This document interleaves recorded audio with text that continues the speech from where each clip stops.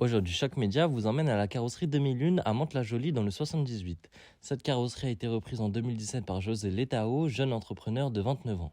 C'était la carrosserie qui appartenait à mon oncle et à ma tante, qu'ils ont décidé de vendre en 2017 et donc moi j'ai pris le relais. J'étais électromécanicien et je me suis vraiment lancé sur quelque chose à l'aventure. Question d'opportunité, je me suis accroché. Moi j'aime les défis donc je me suis lancé et aujourd'hui on est là avec une équipe de 8 personnes. À son arrivée, José a complètement réaménagé le garage en achetant du nouveau matériel. En fait, quand je suis arrivé, c'était une société qui avait d'anciennes machines. Donc j'ai rénové tout le stock de machines. Il n'y avait que 3-4 ponts, donc là aujourd'hui on a 9 ponts pour les conditions de travail, pour qu'ils bossent en hauteur, pour l'ergonomie du travail. Et tout le monde est très satisfait de ce côté-là, quoi. On passe plus de temps au travail qu'à la maison. Donc si on n'a pas une bonne entente, une bonne ergonomie de travail et des bonnes conditions, il y a pas de. Je pense que personne ne va rentrer ici le matin avec le sourire et partir avec le sourire le soir.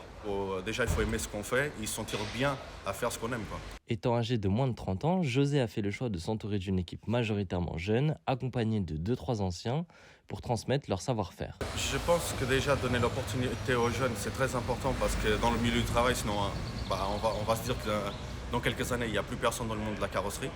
Et je pense qu'on a toujours la difficulté à trouver du monde. Et si on donne l'opportunité aux jeunes à les former à notre façon de travailler, la méthodologie de travail qu'on utilise dans notre société, ça peut être que bien pour encore une fois, pour l'ergonomie de l'équipe et que ça se passe bien, quoi. La bonne entente, c'est primordial, quoi. Les personnes qui sont là, en fait, vu que c'est des gens qui ont déjà 30 ans de structure dans cette société, donc ça veut dire qu'ils vont apprendre les anciennes méthodologies de travail. Ces gens-là, je les envoie aussi en formation pour les réparations plastiques. On a la formation pour la mise en sécurité des véhicules électriques, pour les nouvelles façons de souder, de coller les tôles. Donc à chaque année, je réunis toute l'équipe et je précise les formations qui vont être en avant dans l'année à suivre. Et chacun choisit une formation par rapport à ses difficultés pour qu'il puisse avancer aussi et qu'il sente un certain confort qu'on effectue les réparations, quoi. C'est toujours bien de discuter, de demander à un collègue, mais s'il a les bonnes bases et une bonne formation des groupes comme CESVI, tout ça, c'est très important. Il ne faut pas faire quoi que ce soit dans ce métier par rapport à un niveau financier ou quoi que ce soit. Il faut qu'ils fassent vraiment parce qu'ils aiment la carrosserie. Moi, je pense qu'au niveau carrosserie, ça ne va pas trop changer parce que ça soit véhicule électrique, véhicule thermique, il y aura toujours de la carrosserie.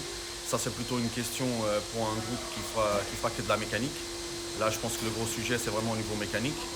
Parce que les réparations, c'est pas pareil, au niveau des entretiens et tout ça. Après, nous, au niveau de la carrosserie, tant qu'on est en bonne conformité pour les véhicules électriques, les mises en sécurité, les réparations, les véhicules en aluminium, parce qu'il y a de plus en plus, pour nous, ça va rien changer, hein.